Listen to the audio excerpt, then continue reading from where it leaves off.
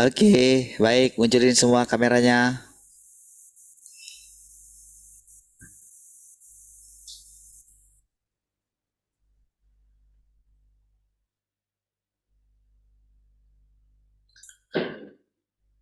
Oke, sudah. Oke, puji Tuhan.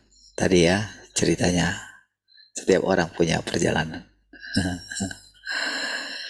Oke, saya share screen ya.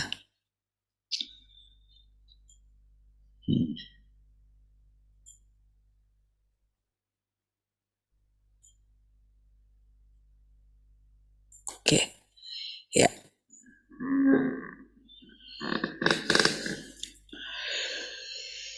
Aku pernah mengatakan bahwa tindakan-tindakanku akan diketahui secara terbuka di seluruh alam semesta.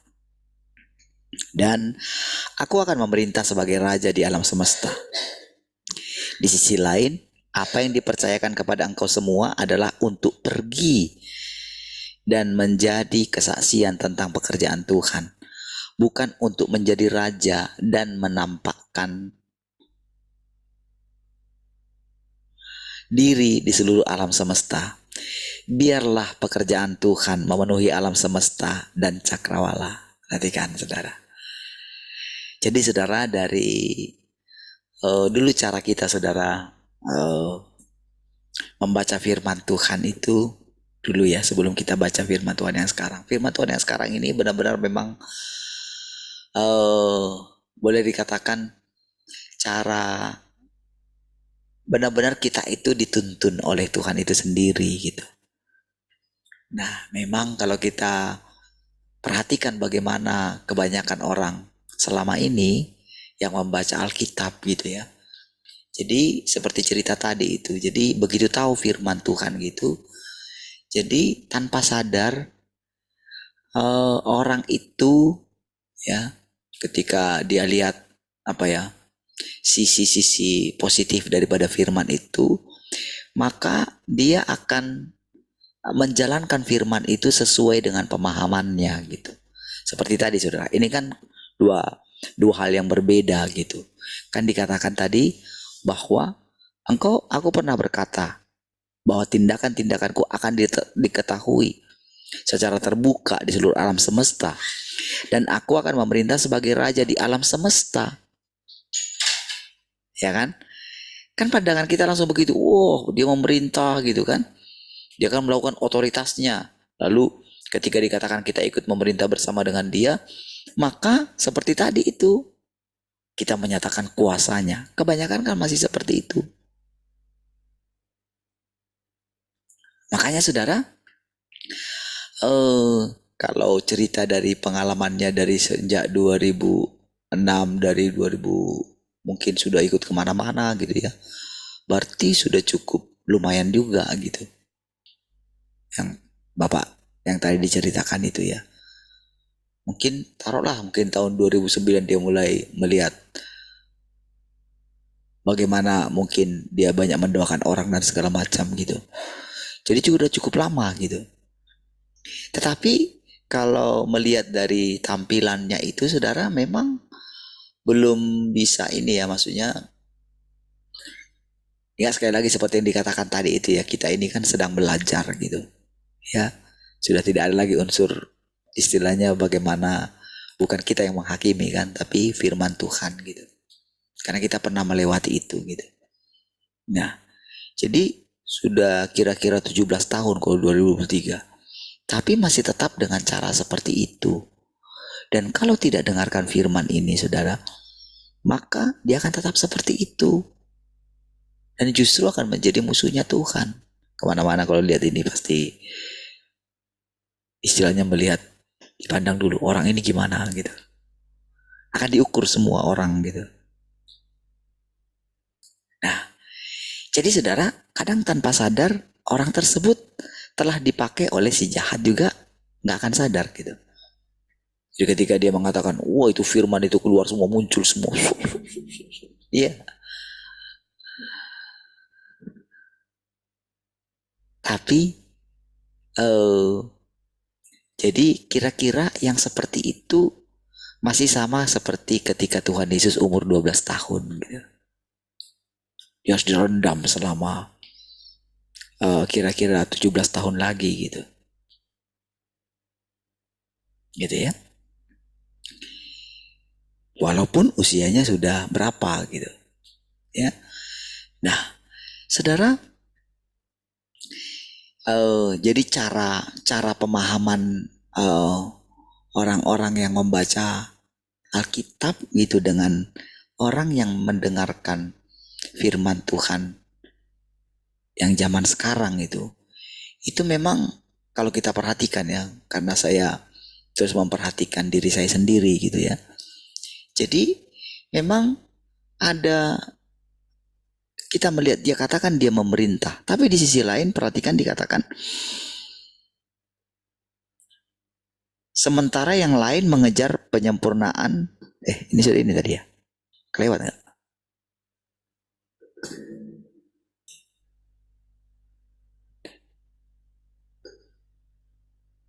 Ya ini dia. Di sisi lain, apa yang dipercayakan kepada engkau semua adalah untuk pergi dan menjadi kesaksian tentang pekerjaan Tuhan, bukan untuk menjadi raja dan menampakkan diri di seluruh alam semesta. Nah, jadi makanya ketika Tuhan mengatakan dulu kita itu berhenti gitu ya, berhenti melakukan itu gitu. Dulu kan kita nggak ngerti juga. Cuman karena kita sudah mulai terus merenungkan gitu ya, merenungkan terus gitu, itu jadi mudah untuk disuruh untuk berhenti gitu. Selain memang ini pekerjaan Tuhan gitu, pekerjaan Tuhan itu sendiri yang melakukannya di dalam diri kita gitu ya. Nah, lalu dikatakan biarlah semua orang melihatnya dan mengakuinya. Perkataan ini dikatakan dalam hubungannya dengan Tuhan itu sendiri, dan apa yang harus manusia lakukan adalah menjadi kesaksian bagi Tuhan. Berapa banyak orang yang engkau ketahui tentang Tuhan sekarang? Seberapa banyak engkau dapat bersaksi tentang Tuhan? Apa tujuan Tuhan menyempurnakan manusia? Jadi makanya saudara, ketika kita mendengarkan semuanya itu, jadi salah satu dampak yang paling kuat di dalam diri kita itu adalah kita itu apa ya, tidak lagi sebetulnya atau makin lama makin berkurang menjelaskan tentang diri kita.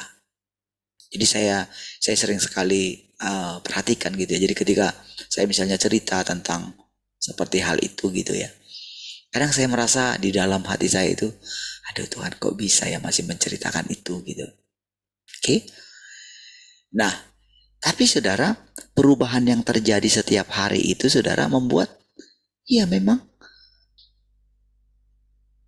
mulai saya katakan begini, saya sedang menceritakan bagaimana Tuhan melakukan pekerjaannya gitu. Nah, jadi memang seperti yang dikatakan tadi, kadang gejolak untuk kita itu mau menceritakan diri kita ketika dia cerita gitu, rasanya gimana gitu ya. Mau kita langsung jelasin ke poinnya gitu, kadang nggak bisa. Karena apa? Itu terus saudara pastikan menguasai pembicaraan gitu. Oke. Nah, jadi saudara, begitu engkau mengerti kehendak Tuhan, ini dia. Bagaimana engkau harus menunjukkan perhatian terhadap kehendaknya? Jika engkau ingin disempurnakan dan ingin memberi kesaksian tentang pekerjaan Tuhan lewat apa yang engkau hidupi, jika engkau memiliki dorongan ini, tidak ada yang terlalu sulit. Yang orang butuhkan saat ini adalah iman. Jika engkau memiliki dorongan ini, dengan mudah engkau akan melepaskan semua kenegatifan, kepasifan, kemalasan, dan gagasan dari daging, falsafah kehidupan, watak pemberontakan, emosi, dan sebagainya. Jadi saudara, Ini semua hal-hal yang barusan dikatakan yang di kalimat terakhir itu. Jadi sebetulnya hal-hal itu yang menguasai manusia gitu. Jadi ketika kita melihat itu, Tuhan menunjukkan kepada kita. Dan kita dulu seperti itu. Dan kita boleh istilahnya mendengarkan perkataan dalam hati kita yang bilang begini. Ya, ada perubahan sedikit gitu dalam diri kita gitu. Dan hal-hal seperti itulah ketika kita mulai melihat itu dan kita mulai menyadari bagaimana Tuhan bekerja dalam diri kita.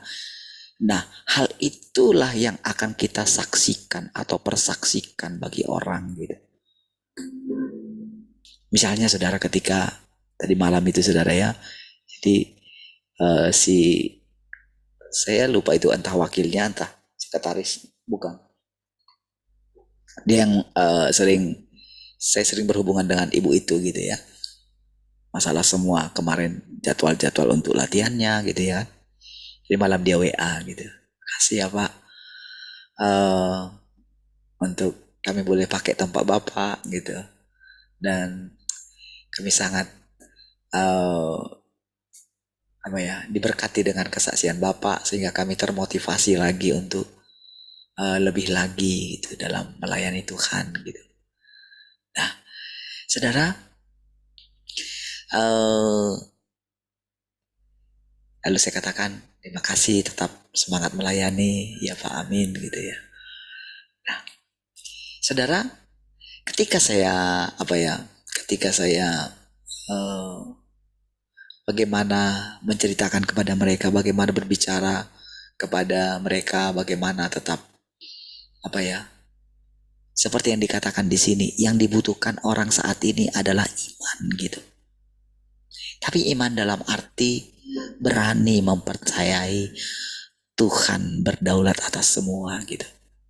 Termasuk atas perubahan watak kita gitu. Watak pemberontakan tentang bagaimana membuang falsafah kehidupan dari kita gitu. Yang sudah melekat kuat.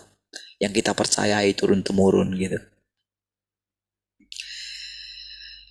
Dengan kemarin saudara datang dari yang saudara, seperti saya pernah katakan saudara, saya pernah istilahnya dulu di kampung saya ketika melihat orang dari suku yang datang kemarin itu ya, itu saudara selalu negatif saudara. Tapi coba ketika datang saudara dan langsung mengatakan, kalau boleh saya ingat-ingat mungkin ya setelah sekian waktu nggak ketemu dengan suku ini di Jumat kita gitu ya. Dulu pernah sekali, saya lupa ya siapa itu ya. Tapi kali ini ada gitu ya. Satu keluarga lagi saudara. Dan langsung mengatakan jadi jemaat di sini gitu ya. Saudara di situ saudara dalam hati saya. Ini nih. Bagaimana aku membuang atau bagaimana aku membersihkan dari dalam dirimu rasa menganggap sukumu lebih baik dari suku yang lain gitu. Kan marga ibu itu Batee gitu. Itu kan gak pernah dengar saya. Sehingga saya saya gak pernah dengar bu, saya bilang gitu. Suaminya kan telah benua. Saudara, dari yang kita ketemu, saya bicara itu ya. Saya yang boleh lihat saudara. Bagaimana mereka itu punya pengharapan. Kan sudah cukup lama ya mereka, 2014 berarti 9 tahun juga loh. Pelayanan mereka, ministry mereka itu saudara. PDO itu. Persekutuan doa.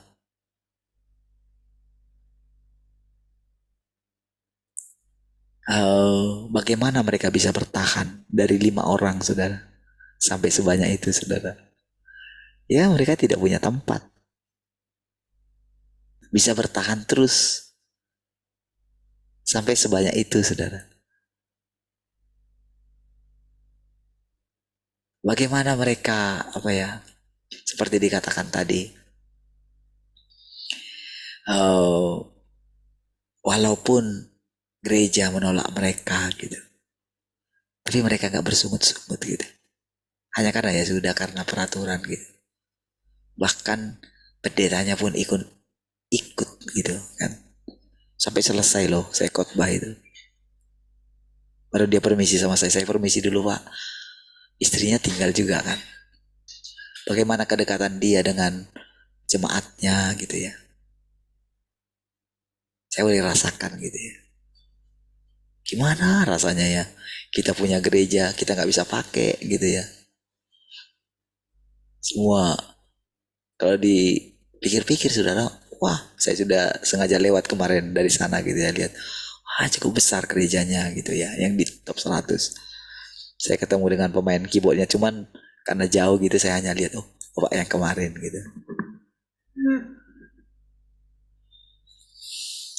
Mereka 3 kali ibadah saudara dan pasti peralatan mereka jauh lebih hebat dari peralatan kita semua gitu. Tapi kita lihat saudara bagaimana mereka setia gitu dan sangat baik sekali sangat pokoknya saya lihat hubungan itu sangat ini saudara dengan gembalanya gitu ya. Saudara, ketika kita kan tidak tahu bagaimana caranya menyampaikan firman ini kepada mereka. Karena kan begitu mendengarkan sesuatu yang lain kan di luar Alkitab kan orang langsung bilang wow hati-hati dengan orang itu pasti seperti itu saudara. Iya pasti.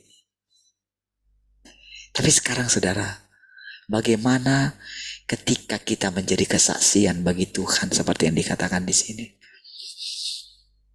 Ya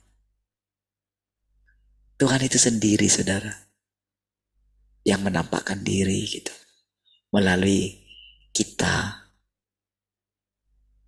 dan kita itu belajar seperti yang dikatakan tadi ya belajar mendengarkan gitu belajar menahan seperti yang tadi firman yang sus gitu.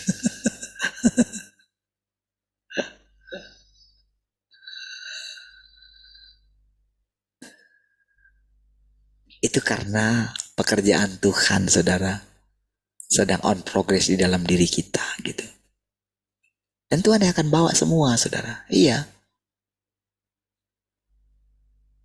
saya katakan sama Ontuin kemarin kita nanti akan beli ruko ini gitu ya kita yang akan beli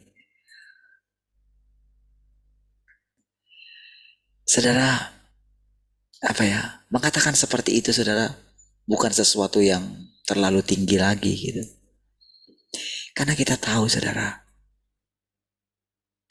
pekerjaan Tuhan kali ini saudara itu sangat menakjubkan saudara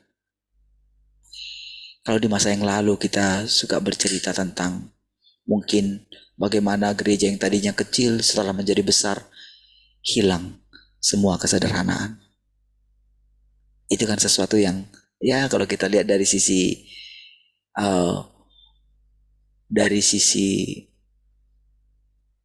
dari sisi kita dari sisi firman Tuhan yang sekarang itu kan sebagai sesuatu kegagalan ya kan tidak bisa mempertahankan kasih yang mula-mula gitu kasih yang mula-mula itu adalah apa ya kalau kita ingat dulu kan nggak ada di antara kita waktu dulu itu yang memikirkan tentang kekayaan dulu nggak ada dulu saudara sederhana semua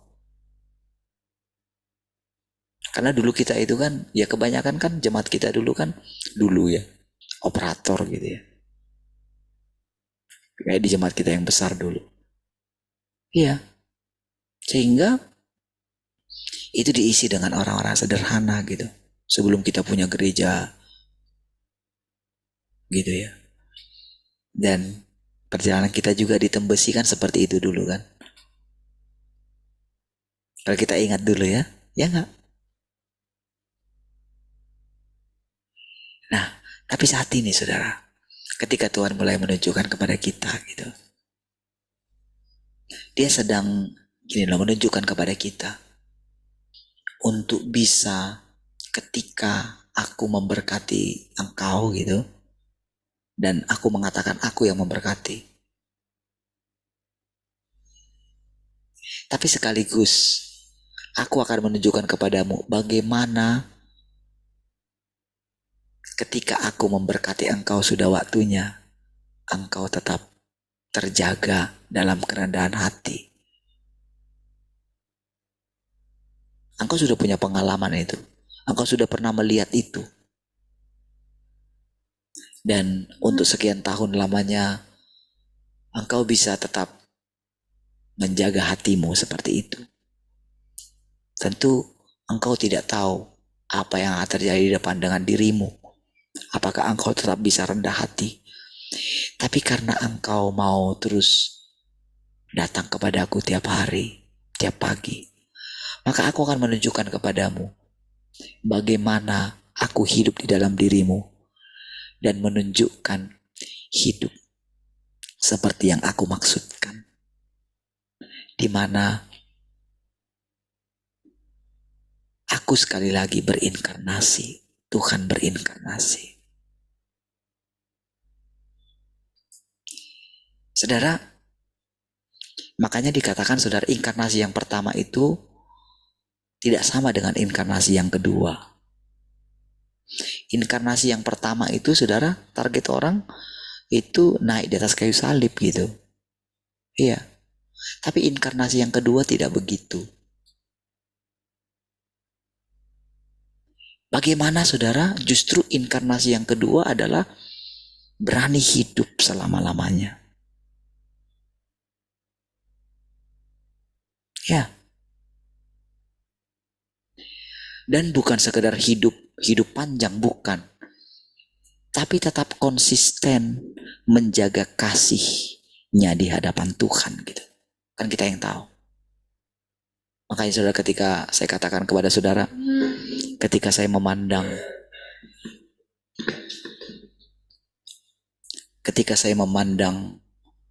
para ibu-ibu yang sudah tua itu saudara, ketika saya tanya, umur ibu berapa? 56 tahun. Saya kan belum mencapai umur segitu. Saya katakan, hebat. Ya, dia kan ibu penasehatnya itu. Tapi dia juga sangat menghargai ibu ketuanya. Dia katakan, itu ketua kami katanya. Wah, dia itu dari bagaimana dia bangga dengan ibu ketuanya itu, yang dari Muslim itu.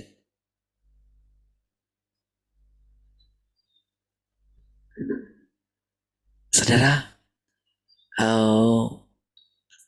ketika melihat wajah-wajah mereka, seperti yang mereka ceritakan, aduh mereka punya banyak sekali masalah, saudara. Termasuk ibu yang tadi penasehat itu, saudara. Aduh Pak, ya suami saya belum datang kepada Tuhan sih Pak. Iya, saya bilang gitu. Sabar saja. Tuhan tahu apa yang sangat menyesakkan dalam hati kita. Tuhan tahu.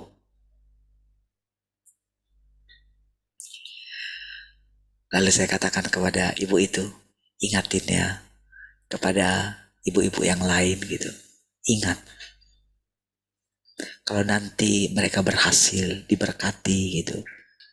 Ingat bahwa mereka pernah seperti ini gitu. Jangan sampai kehilangan iman mereka. Jangan sampai kehilangan kesederhanaan mereka.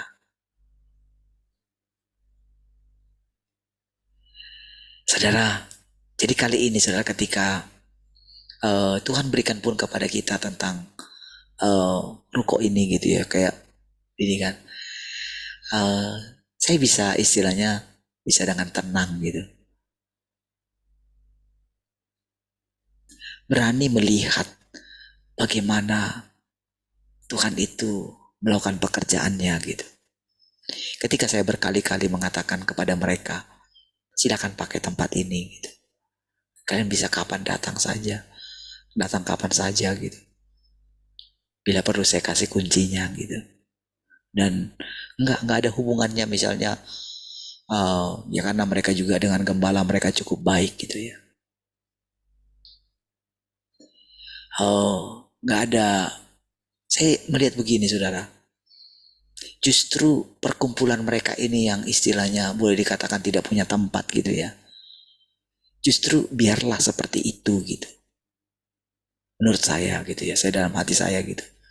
Itu satu pekerjaan Tuhan yang luar biasa. Kan istilahnya kan mereka itu kalau dalam gereja kan orang kan kayak gimana kali dengan pemimpinnya gitu kan. Kalau dalam persekutuan doa kan tidak seperti itu kan. Beda dengan gereja, saudara. Dalam hati saya, biarlah kiranya mereka tetap seperti itu gitu. Dan saya sangat hati-hati istilahnya tidak apa namanya ya, gak layak, gak sampai menyentuh ke daerah. Misalnya jangan sampai kayak campur tangan lah gitu. Ya kalau Tuhan kasih kita tempat ini, biarlah istilahnya seperti mereka pakai tempat mereka sendiri gitu loh. Sangat nyaman. Istilahnya tanpa sedikit pun istilahnya merasa, oh ini tempat Bapak itu. Ingat gak dulu saudara ketika saya katakan kepada saudara, bandingkan gereja dengan masjid saudara. Ya kan? Ke masjid saudara, siapapun bisa datang di sana, mungkin rebahan di itunya saudara kan, tempatnya itu biasanya itu kan. Dari mana aja. Mungkin kita yang kadang-kadang nggak berani ya, karena kita mungkin agama kita lain gitu. Tapi kalau misalnya mereka yang sama-sama muslim gitu, mereka kan bisa sholat di mana saja kan. Apakah seperti itu gereja? Jauh kan kita kan. Selain kan seperti tadi saudara, itulah cerita nyata saudara. Oleh karena aturan gitu loh. Bukankah mereka kasih persembahan di situ? Bukankah mungkin mereka kasih perpuluhan di situ? Gitu.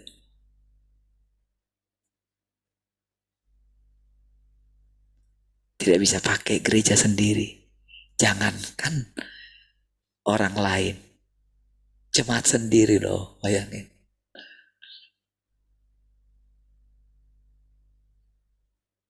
Makanya kadang saya selalu ingatin sama kami semua yang ada di sini ya.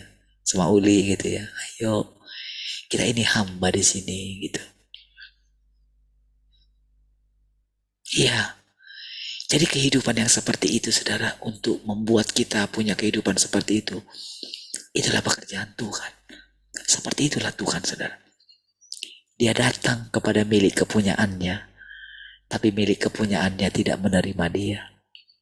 Tapi barang siapa menerima dia, diberinya kuasa menjadi anak-anak Allah. Sekarang kita menyadari anak Allah itu bagaimana. Anak Allah itu sederhana saudara. Bukan kayak anak presiden saudara.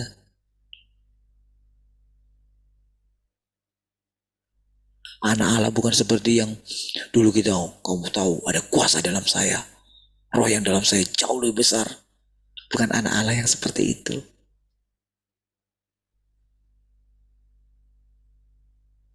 Tapi bukan berarti saudara bebas si apa namanya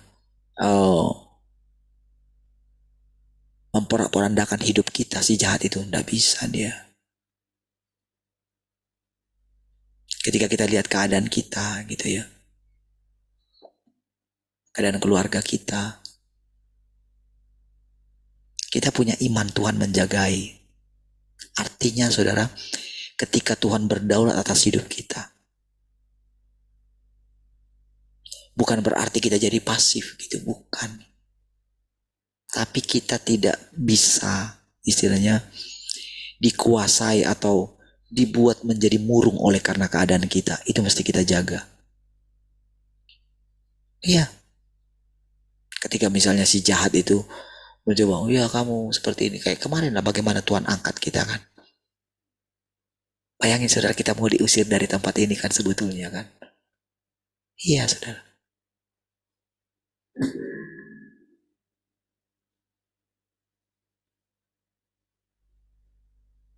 Pemilik ruko ini bukan orang Kristen.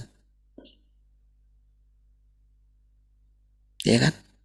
Dia orang Buddha. Ya kemarin sudah mau jual juga. Tapi lihat bagaimana tangan Tuhan saudara. Kita mau diusir sekalipun saudara dengan cara seperti itu, lihat apakah ada yang bisa mengusir kita. Itu Tuhan saudara. Tapi yang sedang Tuhan lihat dalam hati kita ini, maukah engkau terus bersama dengan aku? Walaupun aku itu memerintah, engkau lihat kan bagaimana aku tersembunyi. Bukankah ketika engkau berbicara, bukankah engkau bebas berbicara? Seperti saudara dengarkan. Saya kan bebas berbicara kan. Mau apa yang saya katakan? Apakah Tuhan takut? Tidak. Ketika saya salah bicara saudara di hadapan Tuhan, Tuhan itu hanya pandang saya saudara. Dia diam-diam bilang gini,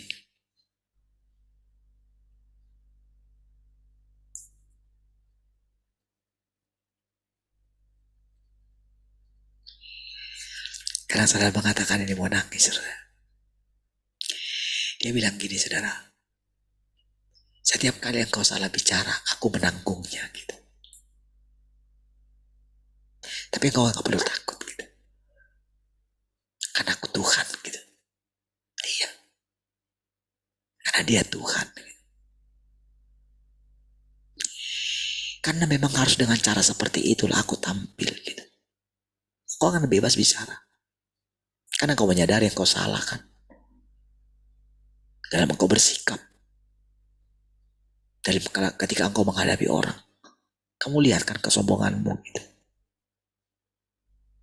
Tapi kamu lihat bagaimana engkau bebas bicara kan. Dan engkau tahu kesalahanmu aku tanggung. Coba lihat saudara Tuhan yang tersembunyi itu. Dia tanggung kita semua. Bahkan dia berfirman. Tahukah saudara setiap kali Tuhan berfirman. Dia itu, jadi ketika dia berbicara, dia harus sudah siap, sudah lebih duluan dia siap melakukan apa yang dia katakan. Misalnya, sampai masa putih rambutmu, aku tetap Allah menggendongmu. Bayangin. Rambut kita belum putih semua, saudara.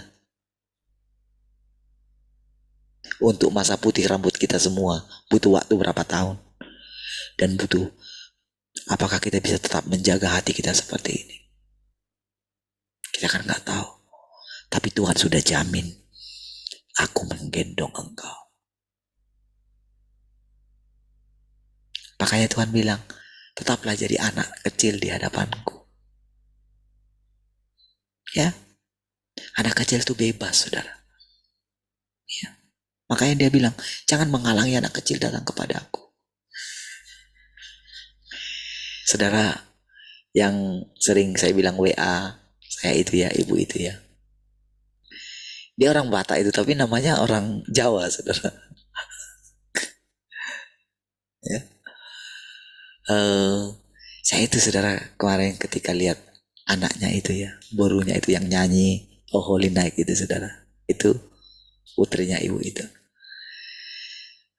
Ketika suatu saat kan kemarin itu waktu latihan itu kan anak itu nangis gitu ya. Gak tahu apa masalahnya gitu, dimarahin sama mamanya ini. Saya perhatikan gitu ya. Kamu ini. Anak itu nangis saudara ya. Ya saya nggak melihat suami ibu itu ya. Saya nggak tahu apa gitu ya keadaannya. Tapi yang saya lihat bagaimana ketika anak itu menyanyi gitu ya. Kerennya dia bisa ini. Kayak bahasa Inggris apa namanya spellingnya itu kan cukup bagus ya.